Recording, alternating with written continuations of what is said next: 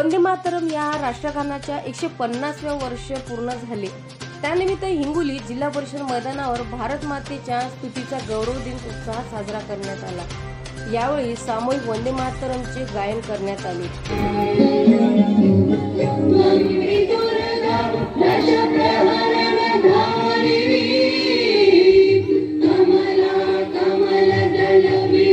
वंदे मातरम गीतासंदर्भात सखोल माहिती देण्यासाठी मुख्य वक्ता म्हणून कृष्णा देशमुख आले होते।